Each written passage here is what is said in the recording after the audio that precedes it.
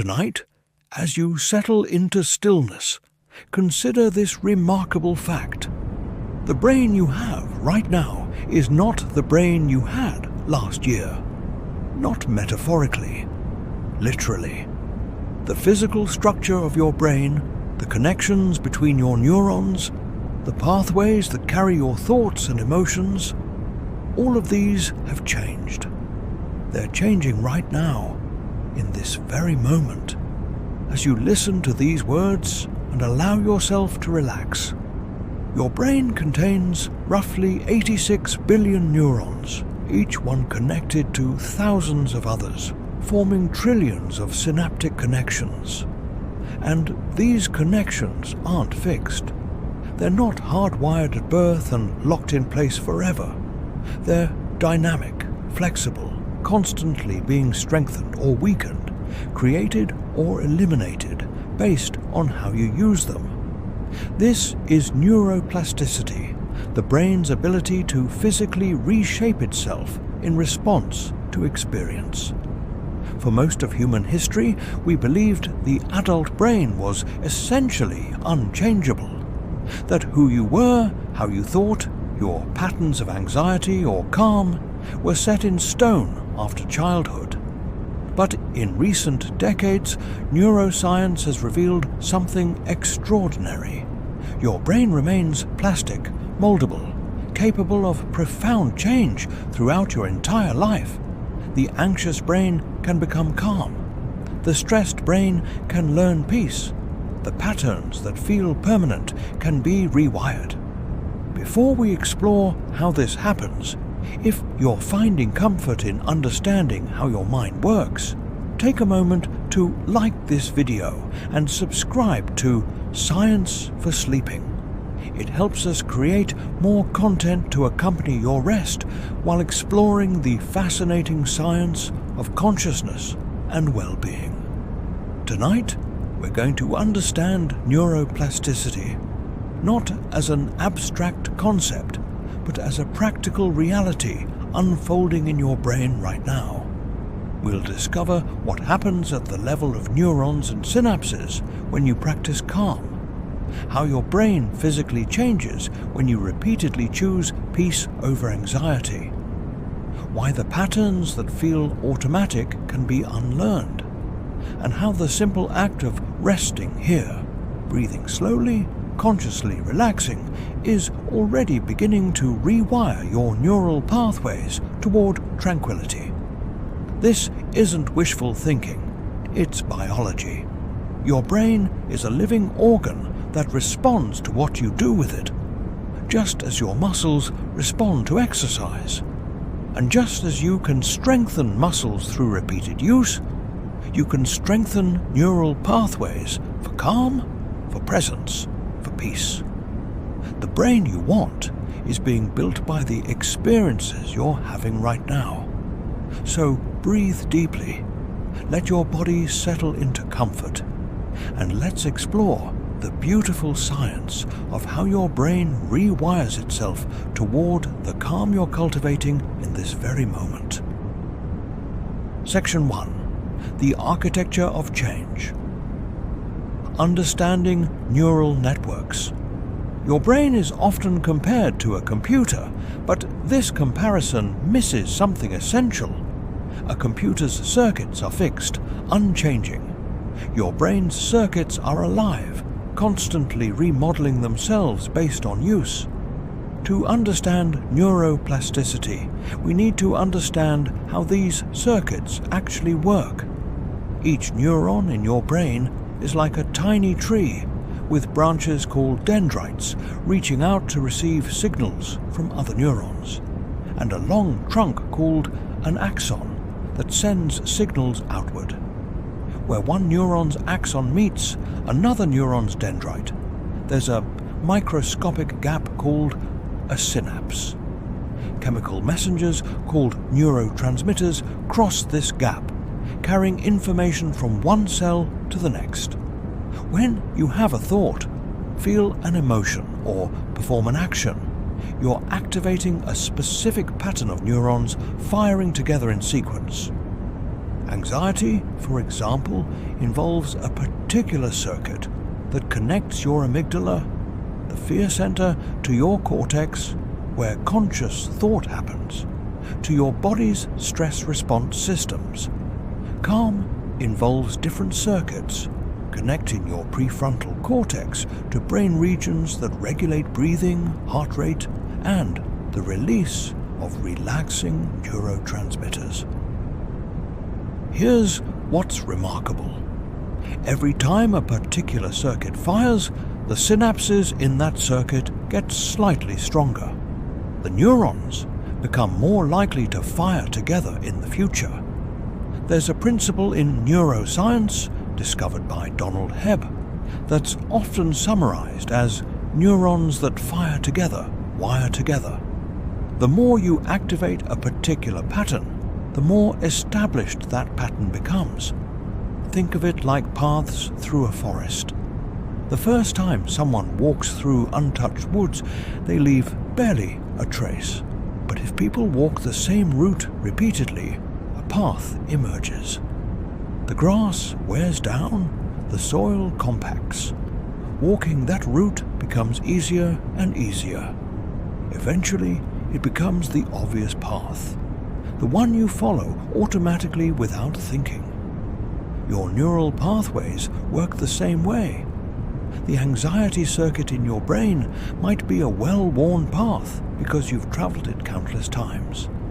Every worried thought, every moment of stress, every anxious response has strengthened those connections. The path is so clear now that your brain defaults to it automatically. This is why anxiety can feel so automatic, so beyond your control. But here's the beautiful part. The brain doesn't just strengthen pathways that are used, it also weakens pathways that aren't used. Synapses that rarely fire together gradually weaken and may eventually be eliminated. This is called synaptic pruning. Your brain is constantly optimizing itself, strengthening useful connections and eliminating unused ones. And new pathways can be created at any age. For a long time, scientists believed that neurogenesis, the birth of new neurons, only happened during development. But we now know that certain brain regions, particularly the hippocampus involved in learning and memory, continue producing new neurons throughout life. Your brain isn't just rewiring old connections, it's growing new cells. As you rest here, imagine this process happening inside your skull.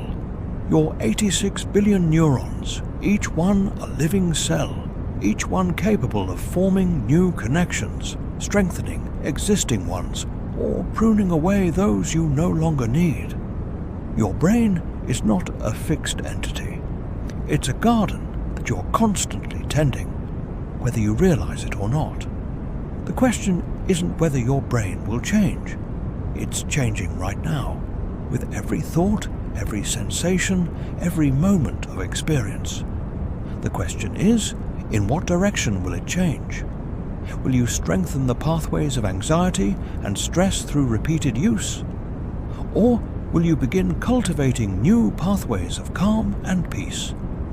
This is where intention meets biology.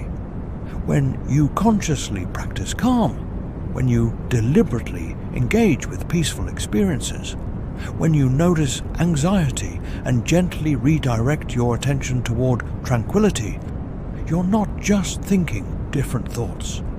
You're physically reshaping your brain structure, building new neural highways that make calm more accessible, more automatic, more like your brain's default setting. The brain you have right now reflects the experiences you've had, the thoughts you've practiced, the emotions you've repeatedly felt. But the brain you'll have tomorrow can be different. Every moment is an opportunity to strengthen the circuits you want and weaken the ones you don't. Neuroplasticity means your brain is not your destiny. It's your project. Section 2. The stress response. Understanding what you're rewiring from. To rewire your brain toward calm, it helps to understand what you're rewiring it from. For many of us, the dominant neural pathways are those associated with stress, anxiety, and vigilance.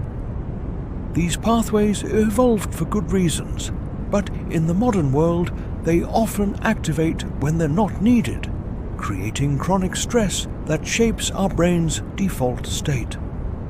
The stress response begins in a small almond-shaped structure deep in your brain called the amygdala.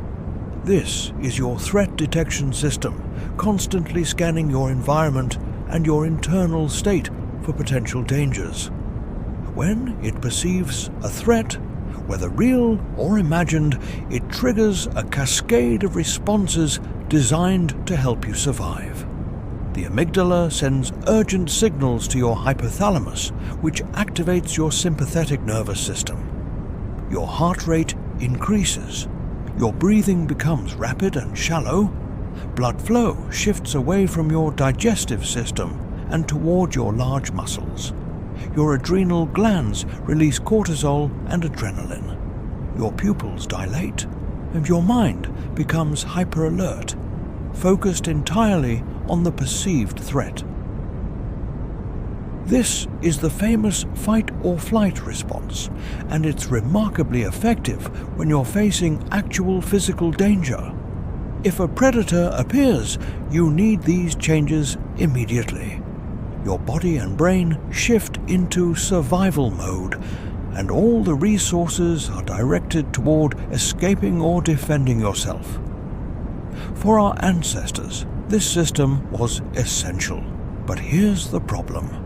Your amygdala can't distinguish between a physical threat and a psychological one. A work deadline activates the same circuits as a charging predator. A difficult conversation triggers the same response as a life-threatening danger. Social anxiety, financial worry, existential dread, all of these abstract concerns activate your ancient survival system designed for concrete, immediate threats. And when the stress response activates frequently, it doesn't just affect you temporarily, it reshapes your brain. Chronic stress causes the amygdala to become more sensitive and more easily triggered. The neural pathways between the amygdala and other brain regions strengthen. Your brain becomes increasingly tuned to detect threats, to anticipate problems, to remain in a state of vigilance. At the same time, chronic stress weakens other brain regions. The hippocampus, crucial for learning and memory, actually shrinks under prolonged stress. The prefrontal cortex, which handles executive functions like planning, decision-making, and emotional regulation, shows decreased activity. The very brain regions that could help you manage stress effectively become compromised by stress itself. This creates a neurological feedback loop. Stress strengthens the circuits that make you more prone to stress, while weakening the circuits that could help you stay calm. The well-worn pathway becomes the stress pathway. Your brain's default setting shifts toward anxiety, vigilance, and reactivity. This is how chronic stress becomes self-perpetuating at a neurological level. As you breathe slowly here in safety, notice that your stress response isn't activating right now. There's no immediate threat. Your amygdala is quiet. Your sympathetic nervous system is settling. This might seem like nothing is happening, but neurologically, something profound is occurring. You're giving your brain a break from the stress circuits. Every moment spent in genuine calm, every experience of safety and peace sends a different signal through your neural networks. Instead of strengthening the amygdala's connections, you're strengthening other pathways. Instead of reinforcing the stress response, you're activating the relaxation response. The neurons that fire together in states of calm are wiring together right now. Understanding the stress response isn't about judging yourself for feeling anxious. Anxiety makes perfect neurological sense given how brains work and how modern life constantly triggers ancient survival systems. Your anxious brain isn't broken. It's responding exactly as evolution designed it to respond. But evolution didn't design your brain for the world you're living in now.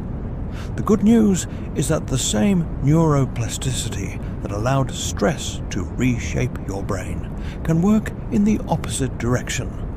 The circuits of stress can be weakened through disuse. The circuits of calm can be strengthened through practice. Your amygdala can become less reactive. Your prefrontal cortex can regain its ability to regulate emotions effectively. The hippocampus can even grow new neurons. This rewiring doesn't happen instantly. The stress pathways in your brain have been strengthened over years, perhaps decades. They won't dissolve after one meditation session or one peaceful evening, but they will gradually weaken if you stop reinforcing them. And the calm pathways will gradually strengthen if you practice activating them. This is the work of neuroplasticity. Patient, persistent, cumulative change at the level of synapses and cells. Section 3. The relaxation response. Building new neural highways. If the stress response is your brain's threat system, the relaxation response is its peace system. And just as stress has a specific neurological signature, so does calm. Understanding this helps you know exactly what you're building when you practice relaxation. The relaxation response centers on your parasympathetic nervous system, particularly the vagus nerve, which runs from your brainstem through your chest and abdomen, connecting to your heart, lungs, and digestive system. When activated, the vagus nerve slows your heart rate, deepens your breathing, and promotes digestion. It's the biological opposite of the stress response.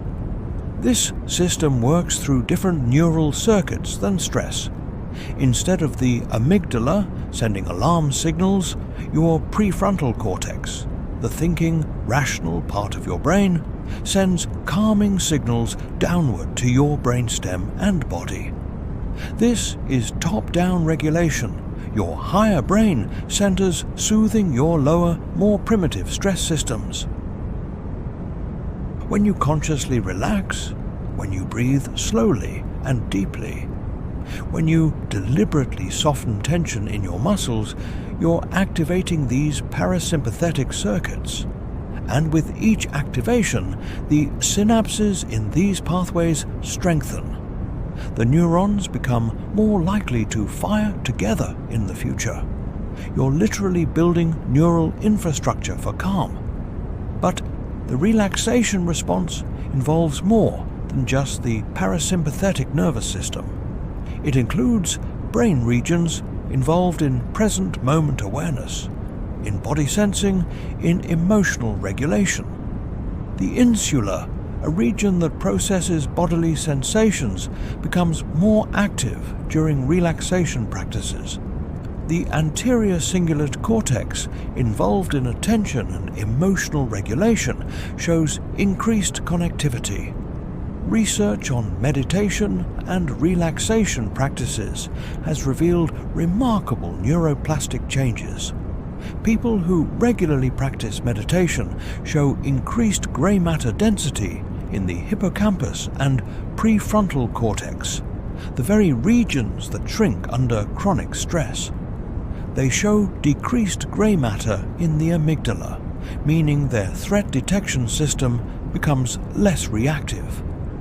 Long-term meditators show stronger connectivity between brain regions involved in attention and emotional regulation. Their default mode network, the brain activity that occurs during rest and mind wandering, shows different patterns than non-meditators. Even the physical structure of their brainstem changes, with increased density in regions that regulate heart rate and breathing. As you lie here, breathing slowly, allowing your body to settle into stillness, these are the circuits you're strengthening. Every slow breath activates your vagus nerve, sending calming signals throughout your body. Every moment of present awareness strengthens your prefrontal cortex's ability to regulate emotions. Every instance of noticing tension and consciously releasing it is a repetition that builds neural pathways for relaxation. This is why regular practice matters so much. One session of relaxation creates temporary neurological changes. Your stress hormones decrease, your heart rate slows, your brain activity shifts toward calmer patterns. These changes are real and valuable, but they're temporary. The neural circuits return to their baseline after the practice ends. But repeated practice creates lasting changes. Each session is like adding another layer to the neural pathways of calm. The synapses strengthen incrementally. The neurons become more likely to fire together. The pathways become more established, more automatic, more like your brain's default setting. Think of it like learning a musical instrument. The first time you try to play a chord, it's difficult. Your fingers don't know where to go. Your brain hasn't yet built the neural pathways needed for that movement.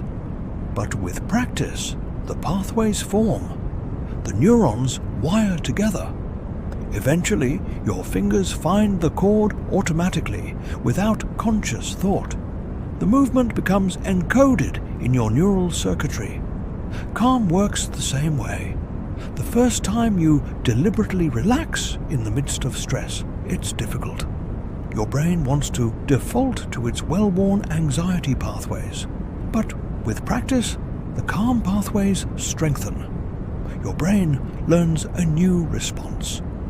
Eventually, calm becomes more automatic, more accessible, a response your brain can find without conscious struggle. And here's something beautiful. You don't need perfect conditions to practice.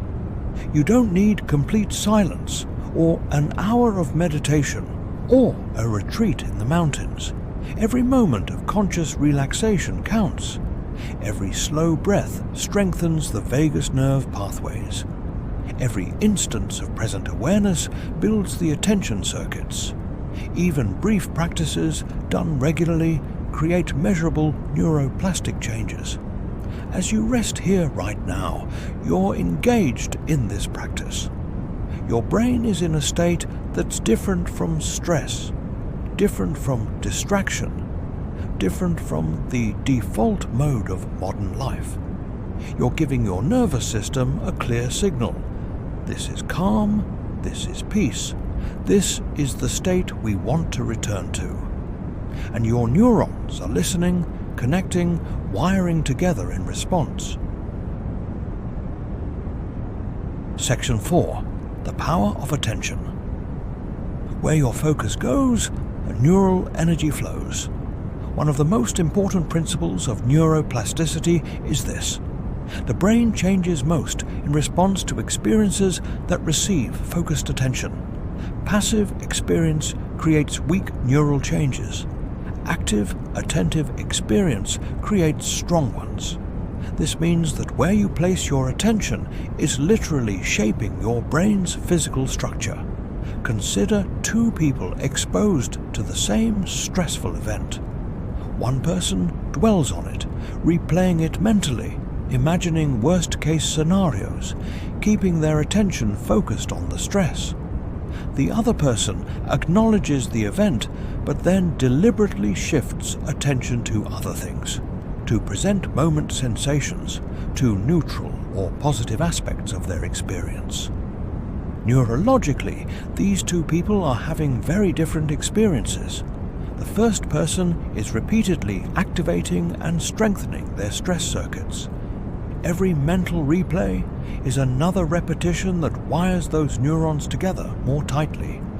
The second person is allowing the stress circuits to fire once and then activating different circuits. The stress pathways aren't being reinforced. Alternative pathways are being strengthened instead. This is why rumination is so neurologically harmful. Rumination is the mental habit of repeatedly thinking about negative experiences, real or imagined. Each time you ruminate, you're giving your brain practice in stress, anxiety, and negative thinking patterns. You're strengthening exactly the neural pathways you'd prefer to weaken. But attention works both ways. Just as repeatedly focusing on stress strengthens stress circuits, repeatedly focusing on calm strengthens calm circuits. This is why mindfulness practices are so effective for rewiring the brain. Mindfulness is essentially attention training, teaching your brain where to place its focus. When you practice mindfulness, you're not trying to force your mind to be blank or to eliminate all thoughts.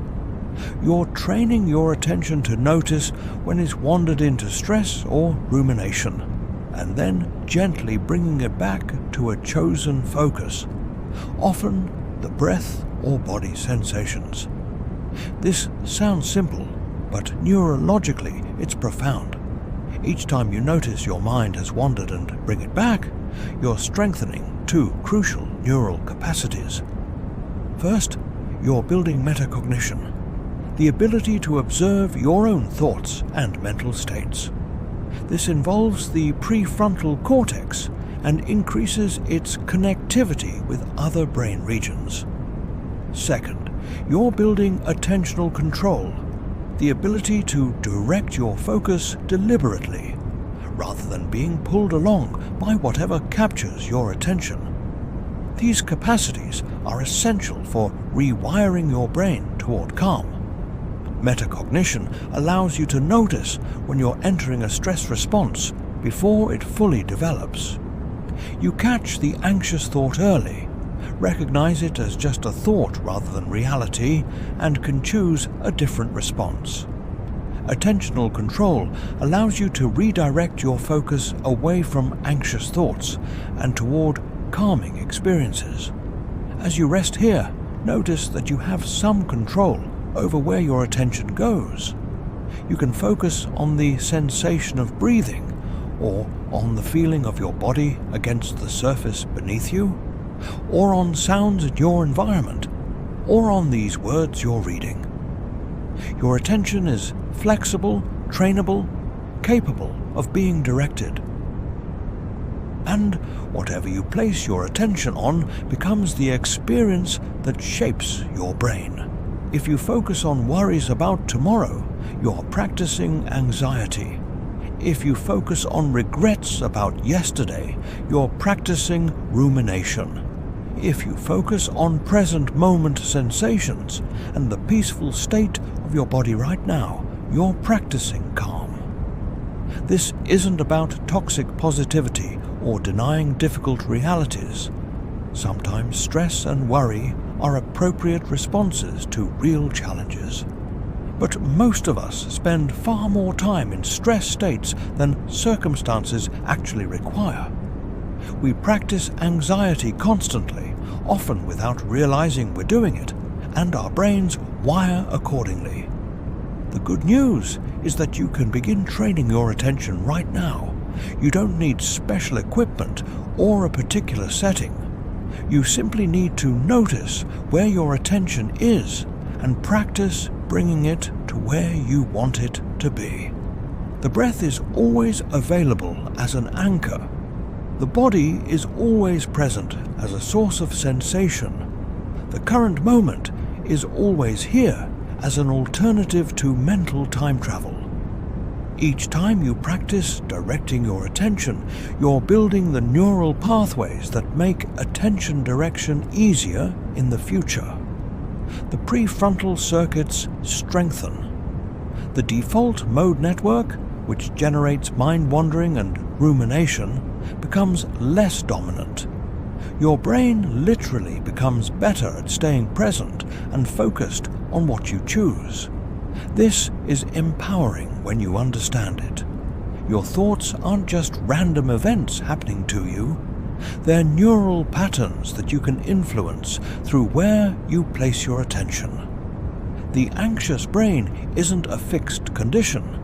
It's a habit of attention that can be retrained. And the training happens through simple, repeated practice of noticing where attention is and gently redirecting it. As you continue to rest here, let this be a moment of that training. Notice if your mind wanders to worries or plans. Don't judge it. The wandering is natural. Simply notice and then gently bring your attention back to the present, to the sensation of breathing, to the peaceful state of your body. This is the practice. This is how the brain rewires toward calm. Section 5. The biology of habit, making calm your default setting. Understanding neuroplasticity reveals something both humbling and hopeful. Your current patterns of thought and emotion aren't who you fundamentally are. They're habits. And habits at the neurological level are just well-established patterns of neural activation that have become automatic through repetition. Habits form through a process involving the basal ganglia, a cluster of structures deep in your brain. When you repeat a behavior or thought pattern enough times, the basal ganglia is essentially encoded as a program that can run automatically. This is why habits feel effortless and automatic, while new behaviors require conscious effort and attention. Your stress and anxiety patterns are habits in this neurological sense. They're automated programs that run without conscious decision. A particular trigger occurs, perhaps a social situation or a work challenge, and your brain automatically activates the familiar stress response. You don't decide to feel anxious. The habit simply executes. But the brain that created these habits through repetition can create new habits the same way. This is the fundamental promise of neuroplasticity applied to mental health and well-being. Calm can become habitual just as anxiety became habitual. Peace can become your default setting just as stress may be now. It simply requires the same thing that created the current habits, repetition. The key is understanding how habits form and change at the neural level. Every habit has three components: a cue, a routine, and a reward. The cue triggers the habit. The routine is the habit itself, and the reward is what makes the brain remember and repeat the pattern in the future. For anxiety habits, the cue might be a challenging situation or even just a particular time of day. The routine is the anxious thought pattern and stress response. The reward is more subtle, often involving a sense of control through worrying or avoiding, or sometimes just the familiar discomfort that feels safer than the unknown of not being anxious. To rewire this habit, you don't necessarily need to eliminate the cue. In many cases, you can't control what triggers stress. Instead, you insert a new routine in response to the same cue. When the trigger occurs, instead of automatically running the anxiety program, you pause and consciously activate a calm response. This might be taking 3 slow breaths. It might be noticing body sensations without judgment. It might be reminding yourself that thoughts aren't facts. The specific technique matters less than the fact that you're providing an alternative neural pathway, a different route from cue to outcome. At first, this alternative pathway is weak. The old anxiety highway is broad and well paved. The new calm pathway is barely a trail. Using it requires conscious effort. Your brain will want to default to the familiar anxiety response because those neural connections are so much stronger. This is why change feels difficult initially. But with each repetition, the new pathway strengthens. The synapses along the calm route grow more robust. The neurons become more likely to fire together. Gradually, incrementally, the new pathway becomes more established. And simultaneously, because you're not using the anxiety pathway as often, it begins to weaken through lack of reinforcement. As you lie here in stillness, think about what you're actually doing at a neurological level. You're providing your brain with an extended experience of calm. The neurons involved in relaxation are firing together for a sustained period. The circuits are being activated, strengthened, established. This experience is literally being encoded into your neural architecture. And if you do this regularly, if you make a habit of spending time in states of calm, you're creating a powerful form of neural training. Your brain is getting repeated practice in the state you want to be in. The calm pathways are being used over and over. They're becoming the familiar routes, the ones your brain can find easily. This is why bedtime routines like this one can be so valuable for neuroplasticity. You're ending each day with an experience of peace, giving your brain a clear signal about the state you want to cultivate. Sleep itself then consolidates these neural changes, strengthening the synapses that were active during your waking hours, integrating the calm patterns into your brain's structure. The timeline for habit change varies, but neuroscience suggests that noticeable changes in neural pathways can occur within weeks of consistent practice, while more substantial rewiring may take several months. The key word is consistent. A single experience of calm is valuable, but won't override years of anxiety habits. Regular practice, even if brief, is what creates lasting neural change. It's also important to understand that rewiring doesn't mean the old pathways disappear completely. The neural connections that supported your anxiety habits can weaken significantly, but they don't vanish. This means that under extreme stress, you might find yourself falling back into old patterns. This isn't failure, it's just how neurology works. But each time you notice you've slipped into an old pattern and consciously choose to activate the new calm pathways instead, you're further strengthening the new habit and weakening the old one. The work of neuroplasticity is ongoing, a practice rather than a destination. You're not trying to permanently fix your brain. You're continuously shaping it through your choices and experiences. Section 6. The Future Brain, Living with Intentional Neuroplasticity. As we come to the end of this exploration, let's step back and appreciate the larger meaning of neuroplasticity. You're not stuck with the brain you have. You're not locked into patterns of stress or anxiety that feel overwhelming right now. Your brain is capable of profound change, and that change is already happening in response to what you're doing right now.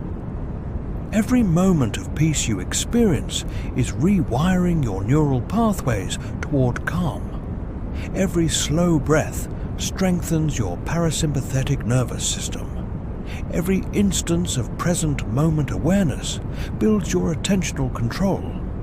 Every time you notice stress arising and choose to respond with relaxation instead, you're weakening the old patterns and strengthening new ones. This understanding changes your relationship with your own mind. You're not a passive victim of your thoughts and emotions. You're an active participant in shaping your brain's circuitry. The anxious thoughts aren't who you are. They're patterns running on neural pathways that you can influence.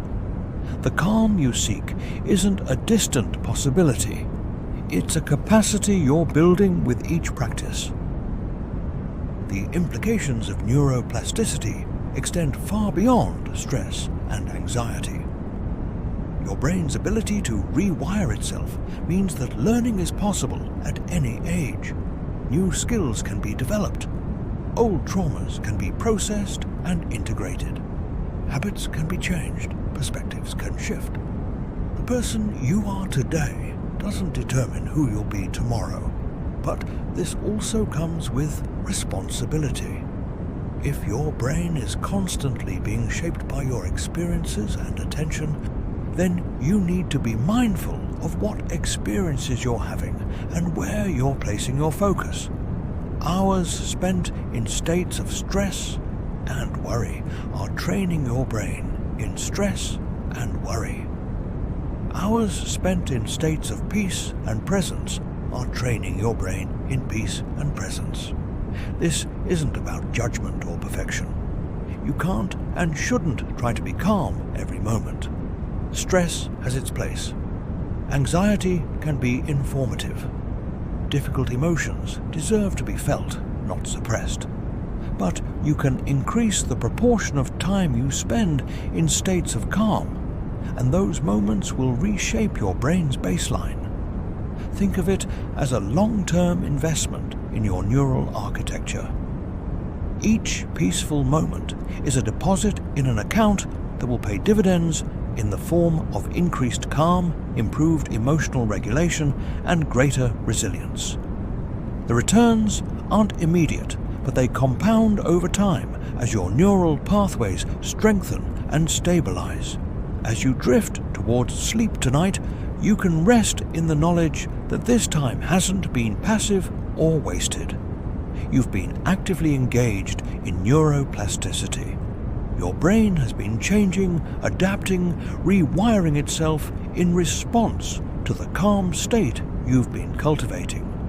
The neurons have been firing together, wiring together, building the pathways that will make calm more accessible tomorrow.